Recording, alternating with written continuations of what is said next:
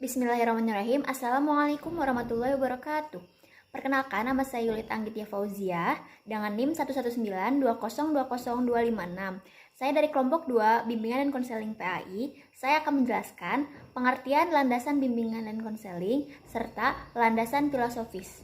Selamat menyaksikan. Landasan dalam bimbingan dan konseling pada hakikatnya merupakan faktor-faktor yang harus diperhatikan dan dipertimbangkan khususnya oleh pendidik selaku pelaksana utama dalam mengembangkan layanan bimbingan dan konseling. Terdapat beberapa landasan dalam bimbingan dan konseling. Yang pertama ada landasan filosofis. Landasan filosofis terdiri dari dua kata yang berasal dari bahasa Yunani, yaitu philo dan sophia. Kalau philo ini artinya cinta, yang dalam arti seluas-luasnya, yaitu ingin mengetahui sesuatu secara mendalam. Sementara sophia artinya adalah kebijaksanaan atau hikmah. Dengan demikian, filosofia atau filsafat adalah cinta terhadap kebijaksanaan atau hikmah atau ingin mengerti segala sesuatu dengan mendalam. Landasan filosofis merupakan landasan yang dapat memberikan arahan dan pemahaman khususnya bagi konselor dalam melaksanakan setiap kegiatan bimbingan dan konseling yang lebih bisa ditanggungjawabkan, baik secara logis, etis, maupun estetis. John J.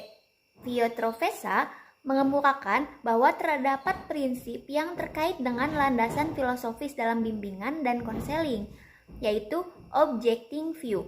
Jadi dalam hal ini, konselor membantu klien agar memperoleh suatu perspektif tentang masalah khusus yang dialaminya dan membantu untuk menilai atau mengkaji berbagai alternatif atau strategi dalam mengatasi masalah yang akan dihadapinya. Jadi, melalui layanan dan bimbingan, seorang klien akan dapat menggali atau menemukan potensi dirinya dan kemampuan untuk beradaptasi terhadap peristiwa kehidupan yang baru dialaminya.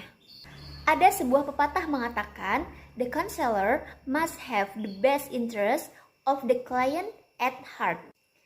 Nah, dalam hal ini, konselor harus merasa puas dalam membantu kliennya mengatasi masalahnya. Konselor menggunakan keterampilannya untuk membantu klien dalam upaya mengembangkan keterampilan klien dalam menghadapi masalah dan keterampilan hidupnya. Bismillahirrahmanirrahim. Perkenalkan, nama saya Cindy Nurfalah, nomor induk mahasiswa 11920202224. Di sini saya akan memaparkan materi tentang landasan yuridis dan landasan psikologis.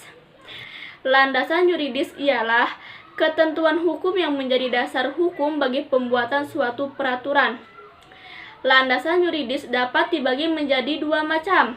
Yang pertama, landasan yuridis dari segi formal, yakni landasan yuridis yang memberi kewenangan bagi instansi tertentu untuk membuat peraturan tertentu. Misalnya, Pasal 5 ayat 1 Undang-Undang 1945 menjadi landasan yuridis dari segi formil bagi Presiden untuk membuat RUU. Yang kedua, landasan yuridis dari segi material, yaitu landasan yuridis yang mengatur hal-hal tertentu. Misalnya, Pasal 18 Undang-Undang 1945 menjadi landasan yuridis dari segi material untuk membuat undang-undang organik mengenai pembentukan daerah. Yang selanjutnya, landasan psikologis.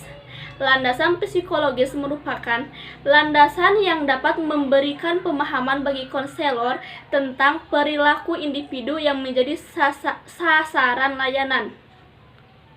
Bagi konselor, penting untuk memahami aspek-aspek psikologis individu karena dalam aspek psikologis yang tercermin dari sikap dan perilaku individu, konselor dapat memahami dan mengetahui apa yang terjadi atau masalah yang dihadapi oleh seorang individu.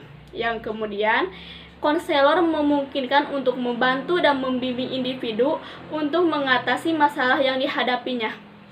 Untuk kepentingan bimbingan dan konseling, terdapat beberapa kajian psikolog yang perlu dikuasai oleh konselor. Yang pertama, motif dan motivasi. Yang kedua, pembawaan dan lingkungan. Yang ketiga, perkembangan individu. Yang keempat, belajar. Yang kelima, kepribadian. Sekian dan terima kasih.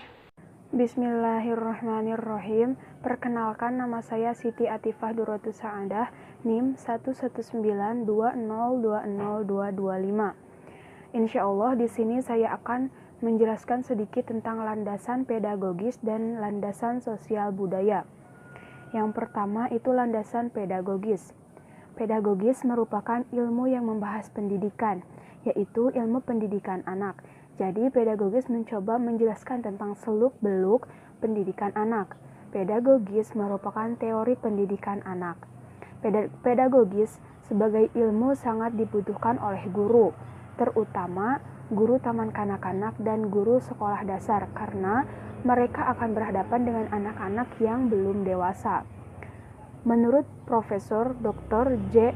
Hugfeld, pedagogik adalah ilmu yang mempelajari masalah membimbing anak ke arah tujuan tertentu, yaitu supaya ia kelak mampu secara mandiri menyelesaikan tugas hidupnya. Jadi, pedagogik adalah ilmu mendidik anak. Landasan pedagogis, bimbingan, dan konseling ada 3. Yang pertama, pendidikan sebagai upaya pengembangan individu, dan yang kedua, pendidikan sebagai inti proses bimbingan konseling, dan yang ketiga, pendidikan lebih lanjut sebagai inti tujuan bimbingan dan konseling.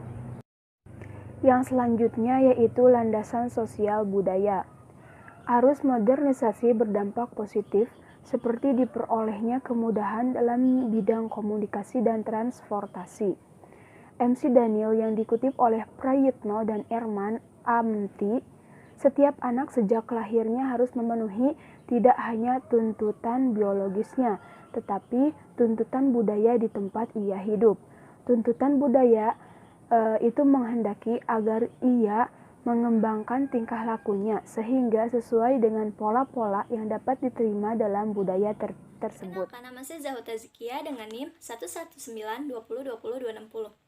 Baik, di sini saya akan melanjutkan penjelasan yang sudah dijelaskan oleh saudari Siti Atifah Duratus Saadah.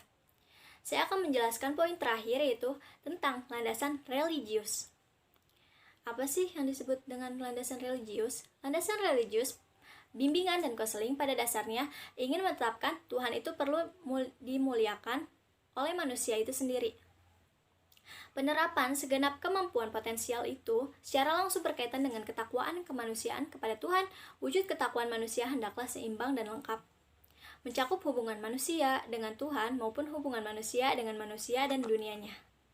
Apabila ada manusia atau bangsa yang tidak menghormatinya, tetapi manusia atau bangsa itu dengan tekun mempergunakan kemampuan potensialnya untuk mengolah dunianya, maka Tuhan akan memberikan manusia itu ganjaran yang setimpal.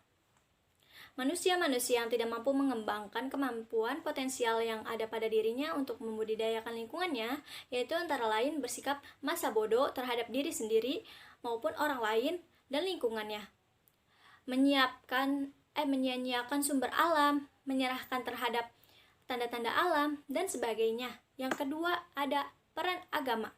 Agama sebagai pedoman hidup bagi manusia telah memberikan petunjuk terhadap berbagai macam aspek kehidupan, termasuk pembinaan dan pengembangan mental atau rohani.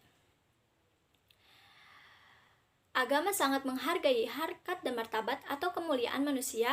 Dalam memelihara kemuliaan jiwa manusia, agama mengharamkan atau melarang manusia melakukan penganiayaan, penyiksaan, atau pembunuhan baik terhadap dirinya sendiri maupun orang lain. Allah telah memberikan karunia kepada manusia yang tidak diberikan kepada makhluk lainnya, yaitu akal. Karena apa? Karena pentingnya peran akal, maka agama memberikan petunjuk kepada manusia untuk mengembangkan dan memeliharanya dengan cara mensyukuri atas nikmat akal itu, dengan cara memanfaatkannya seoptimal mungkin untuk berpikir, belajar, untuk mencari ilmu.